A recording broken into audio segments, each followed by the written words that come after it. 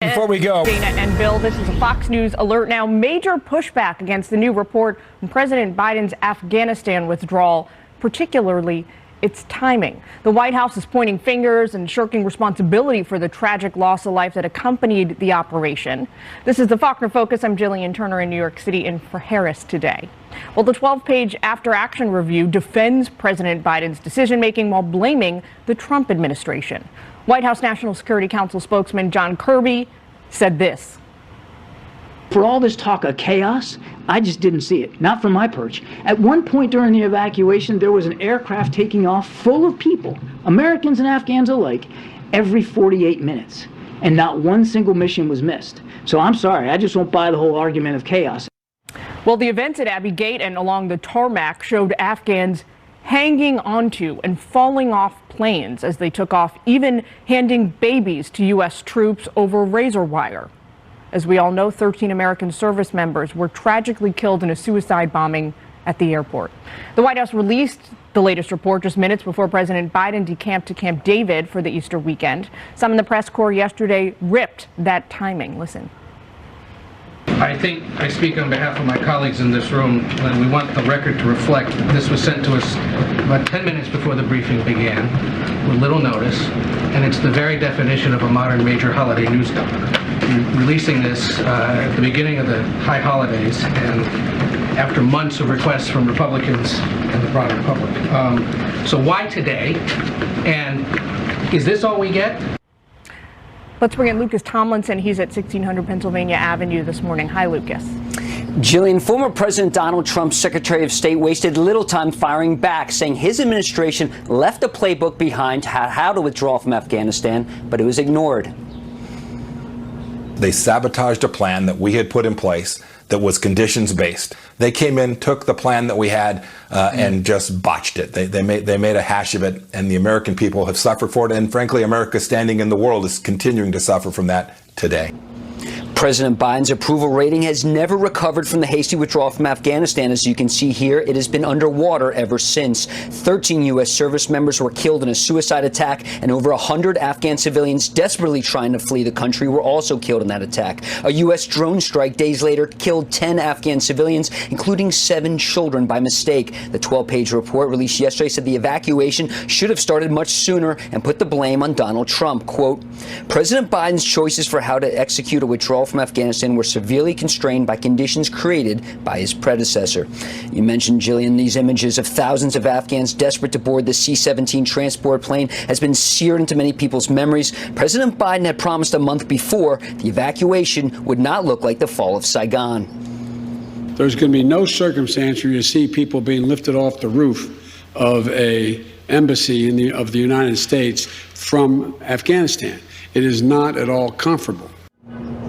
And nowhere in the report does it mention that President Biden's top commanders had warned against pulling all American forces out of Afghanistan. Jillian. Lucas Tomlinson at the White House for us. Thank you. Take a look at this. Flashback now to President Biden speaking in the immediate aftermath of the withdrawal.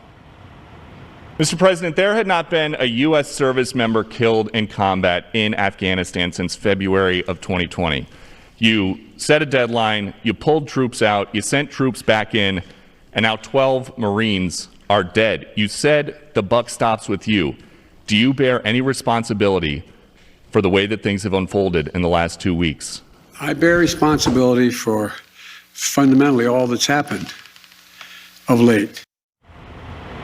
Let's bring in Molly Hemingway. She's a Fox News contributor, also editor-in-chief of The Federalist. Molly, lot to unpack here. Let's start with this. The NSC and the broader White House has always insisted that they measure the success of this operation by the number of Americans and Afghans who they saved. What do you say to that? Well, you know, this decision to leave the Afghanistan war is the only thing that is popular about how we exited the Afghanistan war. There's broad agreement that that needed to happen. You saw that bipartisan agreement. And President Biden is trying to take credit for that decision, which originally came from President Trump, and not take any accountability or responsibility for the manner in which this happened. The manner in which it happened was something that was heartbreaking for so many Americans to see. And so I think, you know, if he wants to take credit for it, he needs to take responsibility for all of the problems that happened. And you just didn't hear that. I'm glad you mentioned the 11 Marines, the Navy corpsmen, the soldier who were killed in that attack. This report does not explain the decisions that led to that, and does not recommend firing anybody who was responsible for these decisions. It's a shock, I think, for Americans to see this type of report after we all experienced that. Now, what the report does include on line 3 is the declaration that the U.S. accomplished its mission in Afghanistan. That's verbatim. Now, Molly, they say the goal of the mission and the broader war was to remove the 9/11 terrorists from battlefield, which admittedly happened, but nowhere in the report is there mention of the reality, which is that those same terrorists once again infiltrated and then took over the governing apparatus inside the country. Well, this really speaks to a much bigger issue in how our military has not taken responsibility for how it prosecuted this war. When it began, it had a very limited objective. It was in response to Afghanistan harboring these terrorists who committed 9/11. We took care of that in very short order and did a very good job in the first 18 months, 2 years. It then morphed into this expansive democracy-building exercise, which by all accounts was a failure, as evidenced by the fact that we handed the country back over to the Taliban, as you note, and it was very expensive. It cost so many lives, and it led to a lot of confusion in what the purpose of our military is. At the end of the day, not only does the Taliban take control, we leave billions of dollars of equipment in their hands. We had this disastrous withdrawal. We still have Americans and allies that are there that have not been taken care of. It's very implausible to talk about this as a great success given those facts. Now, what about the Afghans? Because another key argument from the administration here is that they reiterated this yesterday, they have made life better for tens of millions of Afghans. Is that the case? I mean, I think if you're arguing that our approach to building democracy in Afghanistan succeeded, I don't see the facts on the ground supporting that case. You look at, by our own metrics, and I mean, I'm not a supporter of this idea that you should turn our military into a democracy building or nation building entity, but because it fails every time. It doesn't work so well usually.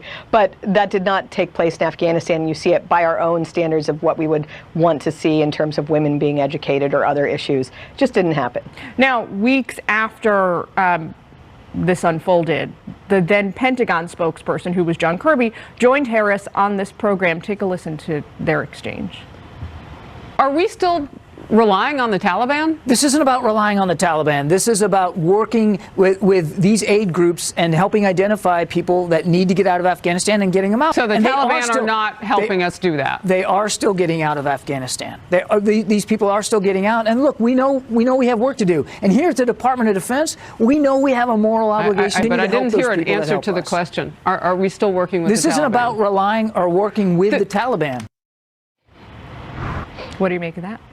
I mean, it was what was so surprising about seeing how Kirby handled this press conference yesterday. He was at the Pentagon at the time of the withdrawal. I remember him talking about how that drone strike, which Lucas Tomlinson talked about, which inadvertently made the mistake of killing an innocent Afghan family, including 7 children. He was the one from the podium saying that was a military objective that had been achieved, that they believed that they were terrorist related. He himself talked about the chaos in the pullout from Afghanistan, and then yesterday is saying he doesn't know what they're talking about. It is a very difficult scenario because the Taliban are in charge of the country, so of course we're working with them on trying to resolve all the outstanding issues. I don't know why he was denying it then, or really what happened yesterday in that press conference. Yeah, we could carry on with this all afternoon, I'm sure, Molly, but I want to make sure I get your take on this while I have you. The Tennessee State House yesterday voted to expel those 2 Democratic lawmakers,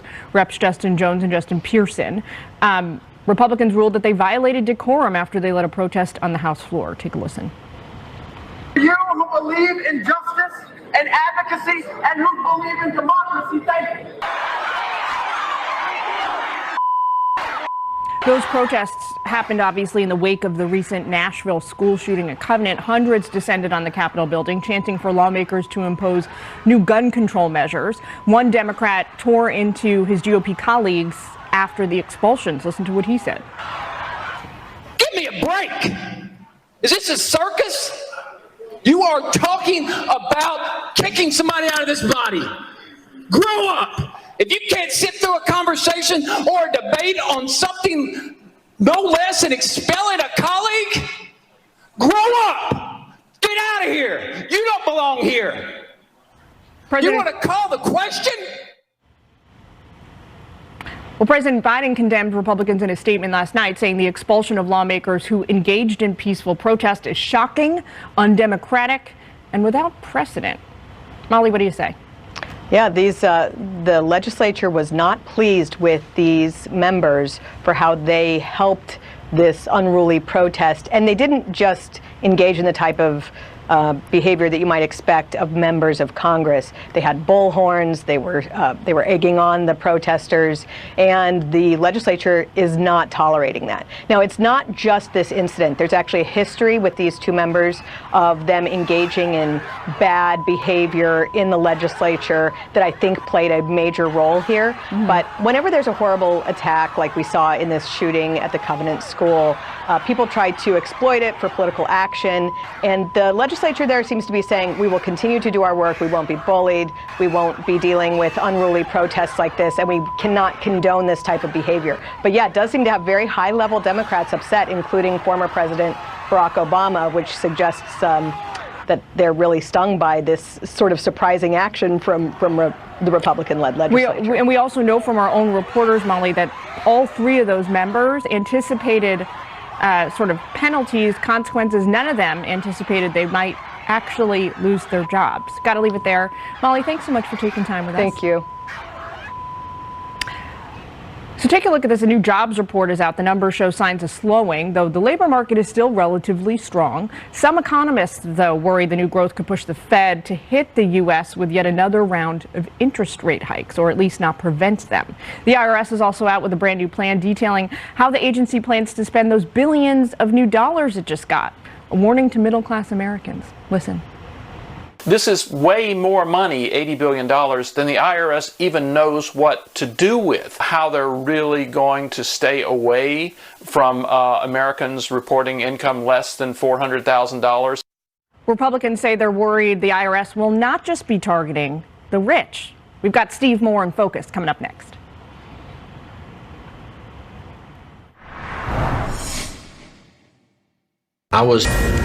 Another Fox News alert now. March's jobs report is in. The labor market is still strong, though the rate of job growth is now decidedly cooling. The economy added 236,000 jobs over the last month.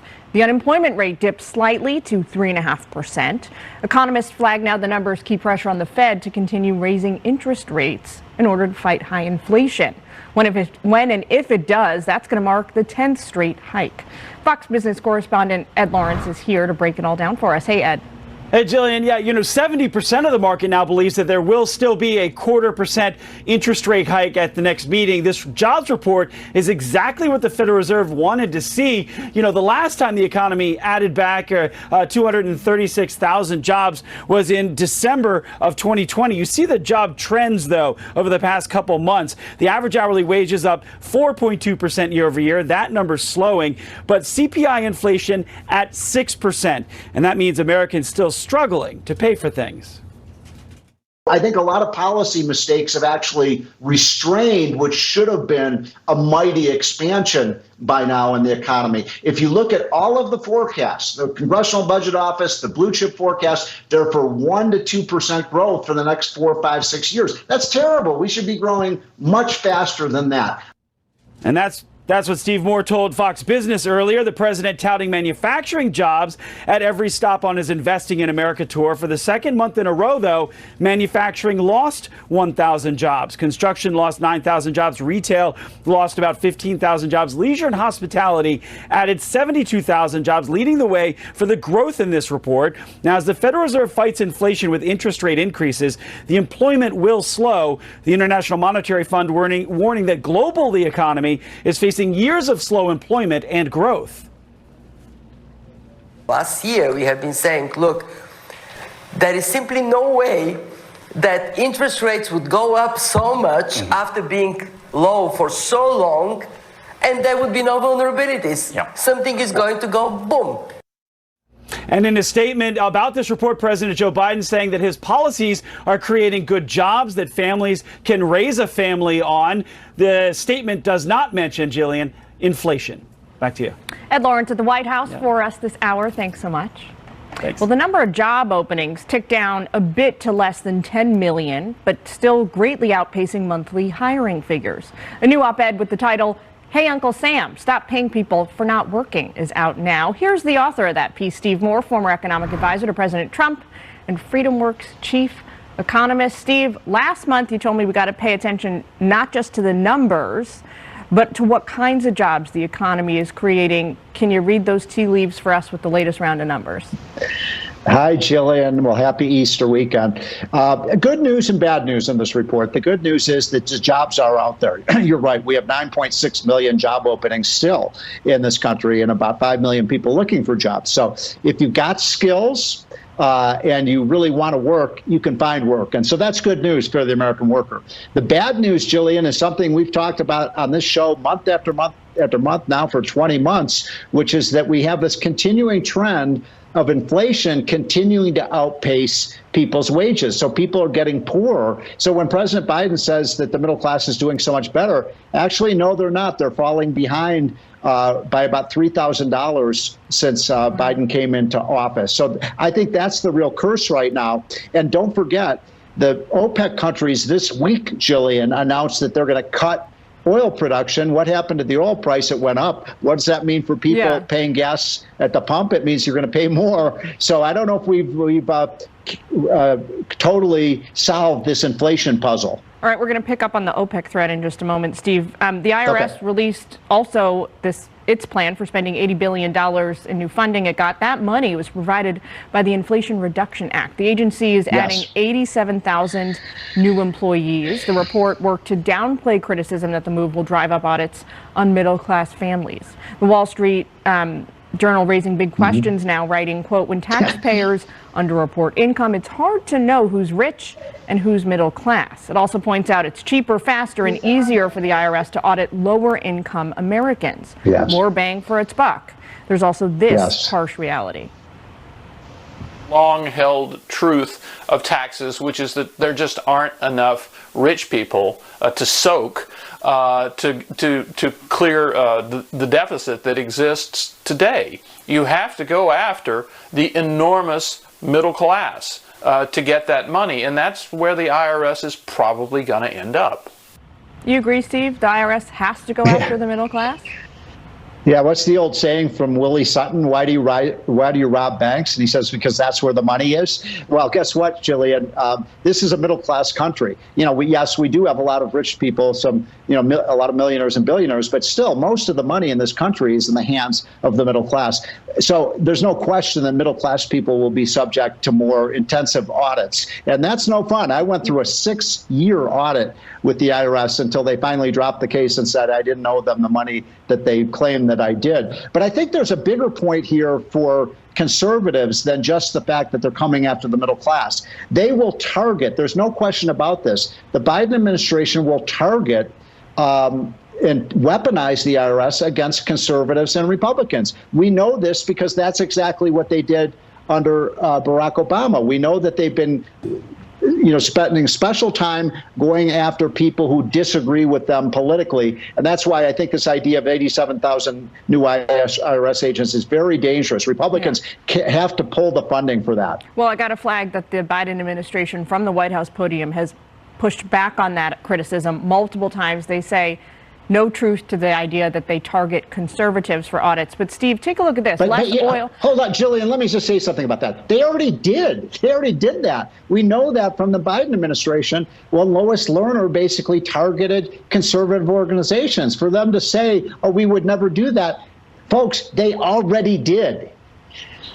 Steve, take a look at this. Less oil, higher gas prices is not stopping the administration from a plan to crack down on gas-powered vehicles. Bloomberg reports that Team Biden will slap stricter emission rules on vehicles, but stop just short of a complete electric vehicle mandate. This comes after OPEC, as you mentioned, Steve, announced plans to cut oil output by 100 million barrels a day. And the House Speaker Kevin McCarthy is putting the blame on the president. Listen to what he said.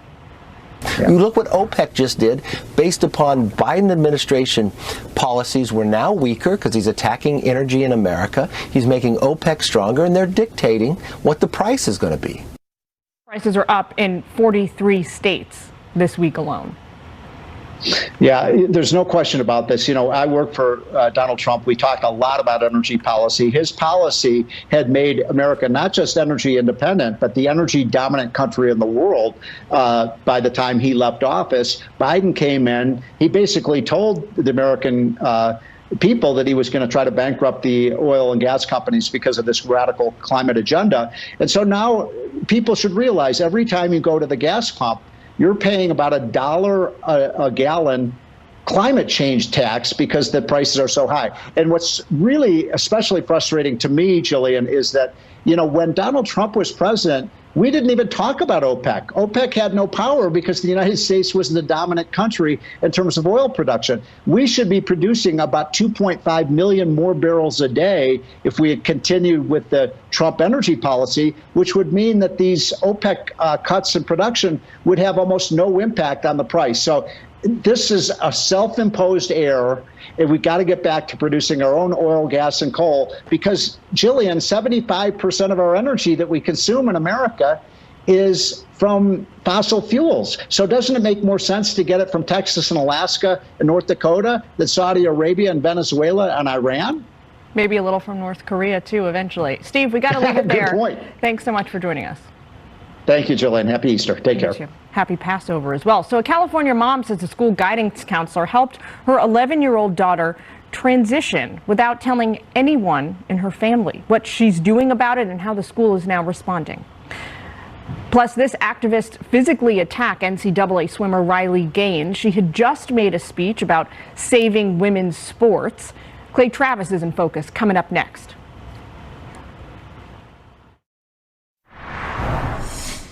Hi, Well, the Biden administration is unveiling new Title IX rules that would bar federal funding for schools and colleges that enforce bans on trans girls playing on girls' sports teams. If approved, the proposal would still give schools some flexibility in some instances to ban transgender athletes depending on factors like age and sports. It is expected to face several major legal challenges. The president of a conservative watchdog group says, quote, without a doubt, institutions are going to err on the side of, quote, inclusion because they fear the wrath of the education department.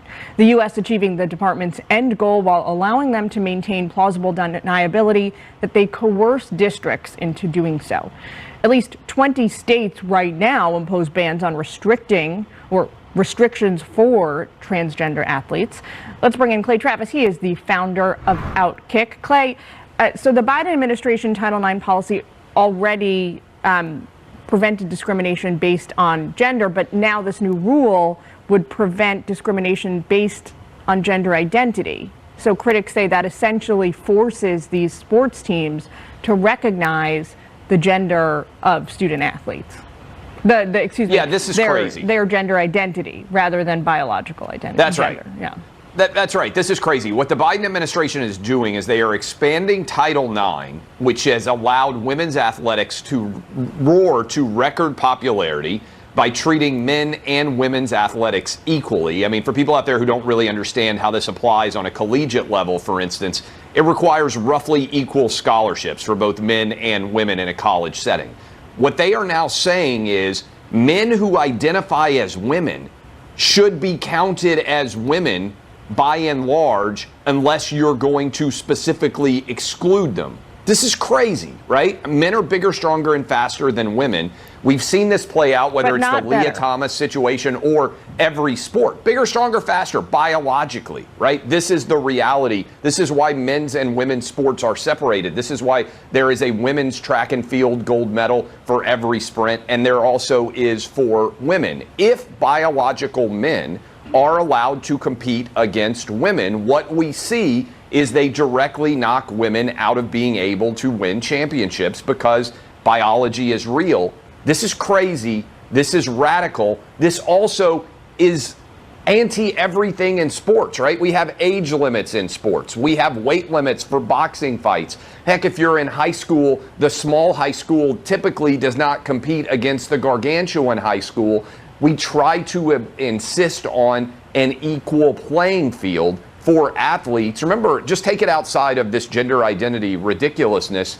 A few years ago, there was a 14-year-old pitcher in Little League Baseball who was competing against 12-year-olds. He was from the Bronx. They found out that he was lying about his age. It was a massive scandal because a 14-year-old boy is going to be a lot better than a 12-year-old boy, especially when a 14-year-old boy might well have gone through puberty. This is madness. And the fact that the Biden administration is making it more likely and that reasonable Democrats won't speak out against this, I don't even see it as remotely political. It's just the essence of fair play and competition. So somebody who agrees with you is champion swimmer Riley Gaines. She was forced to essentially barricade herself in a room at San Francisco State last night after giving a speech about saving women's sports. She posted this video on Twitter. Take a listen. Trans rights are human rights! Trans rights are human rights! Trans rights are human rights! You crying! She says that she was ambushed and hit physically 2 times. What do you say to that, Clay? Well, Riley Gaines is a hero. And unlike this embarrassing Nike, for instance, using a man who's pretending to be a woman to sell sports bras and leggings, Riley Gaines is a hero. And I think the real tragedy here is that so few women's athletes have been able or willing to join Riley Gaines and speak out against this. In the same way that if you look at J.K. Rowling, the Harry Potter author, look, no one is saying that people can't identify as whatever gender they want to identify as if they're adults and it makes them happier. But this idea that this just happened in Canada recently, a guy with a beard decided he was going to identify as a woman and set all-time weightlifting records. Again, men are bigger, stronger, and faster than women. If you allow men who have gone through puberty, who are full-fledged men, to suddenly decide that they're going to identify as women, they are going to win every single women's competition in America and around the world. So the fact that this is not being addressed and that these violent protesters, by the way, I think they should be held accountable. I hope that Riley Gaines presses charges against those people. We've moved really rapidly from I am woman, hear me roar, to anyone can be a woman and a man can become the greatest women's athlete of all time. That's where we are right now. It's wrong. People need to speak out against it. Well, one California school board just voted to uphold this policy. It directs staff to keep a student, this is related, keep a student's gender transition secret from the student's family. The vote happened in Chico, California, and it comes as the district there is facing a lawsuit over this exact issue. What's happening is a mother there is suing. She says that a guidance counselor at her daughter's school worked to help her daughter transition, but never informed the family and actually proactively kept the information from her. She spoke at a school board meeting. Take a listen to what she said. I understand that you are trying to find ways to create a safe environment for all children within our district, but keeping secrets from parents is not the way to do it. Treating every parent as a potential threat to their kids is wrong. It's a slippery slope to allow any adult in our schools to keep secrets from parents. So critics like Arkansas Governor Sarah Huckabee Sanders say that secrecy policies are actually damaging to both kids and parents. Listen to her argument. The idea that they are capable at that age of making some of those life-altering permanent decisions, they're just not prepared and ready to make that. So, Clay, if we're talking about an age limit here, when do you, draw a sports analogy here, when should kids, teens, young adults be empowered to make their own decision about their gender identity and how they compete? I don't think you should. It's a great question. And to me, this is not a difficult answer. I don't think anyone under the age of 18 should be able to begin gender reassignment surgery, should be able to take hormone blockers or anything like that. I don't think it should be permissible. I think it should be banned nationwide. And again, take it out of this gender situation. Look, if you are trying to get a tattoo, most states won't allow you to do it until you're 18 years. Слава Украине! Друзья, всем привет! Уже идет, кажется, 26-й день войны. С момента, как Россия вероломно напала на Украину, на нас. И я нахожусь в стране, я никуда не исчез. У меня заблокировал YouTube мой канал, потому что в первые дни войны я стал размещать туда ролики, информацию о оккупантах. И YouTube посчитал это против его правил. Ну, YouTube всегда был такой платной проституткой, ну, как бы меня заблокировал. Поэтому новый канал будет по ссылке под видео в описании. Канал свое отработал, он был мил мне и дорог. Свое он отслужил, заработал мне на недвижимость, скажем так, не на одну. Я его переформатировал в первый день войны, по-моему, сразу же на, так сказать, военные рельсы, скажем. Закрыл ролики о недвижимости и стал публиковать ролики о войне.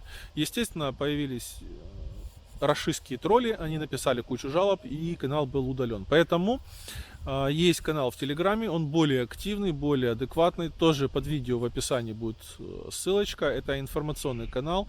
Я там делаю просто перепосты с разных десятков разных других каналов. Можно просто почитать новости в одном месте. По поводу... Я понимаю, что это не очень вовремя, но много людей пишут в личку по поводу недвижимости. Что будет с недвижимостью Украины? Как вообще поступать с недвижимостью Украины? О чем я спросила? Друзья, все будет хорошо.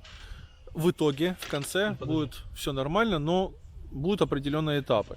Первый этап — это нужно выиграть нам войну. Мы победим однозначно, это вопрос только времени. Второй этап — это, естественно, будет определенное снижение цен. Это естественно. Послевоенная Украина будет, она уже разрушена. Некоторые города практически разрушены. Мариуполь, Харьков, например. Киеву достается. Естественно, будет определенный спад продаж, связан с тем, что многими людьми, кто уехал за рубеж, будет выставлена на продажу их недвижимость. Это факт. Но надо отметить, что у нас есть друзья. Это Европа, это Америка. У нас будет вроде как подписан или уже подписан план Маршалла. Это восстановление страны, восстановление Украины. Будет период действительно больших строек. Будет период, когда страна будет быстрыми темпами восстанавливаться. Я очень надеюсь, что будет реформа в экономическом плане. Будут снижены, некоторые налоги будут вообще отменены, и Украина станет инвестиционно привлекательной страной. Больше того, украинская армия, наша армия, украинская армия ВСУ, это будет самая боеспособная армия в Европе. Появится, скорее всего, новый военный союз наподобие НАТО. Основателем будет Украина, скорее всего. Ну, в общем, Украина будет одна из передовых стран, но нужно дать время. Нужно дать время. И по итогу, в конце концов, недвижимость будет дороже, чем до войны. То есть, когда люди там думали $1500, $2000 за квадратный метр, это, ну, типа, дорого. Поверьте, что Украина будет очень привлекательная страна. Я думаю, лет, ну, через, может быть, 2-3 года эта цена будет выше. Эта цена будет выше $2000 за квадратный метр. Но опять-таки, я не провидец, я не оракул, я эксперт. Я могу где-то что-то неправильно там предсказать, анализировать. Все мы люди, все мы ошибаемся. Но однозначно могу заверить только в том, что мы победим. Победа будет за нами. Мы отстоим свою страну, мы вернем территории. И все будет Украина.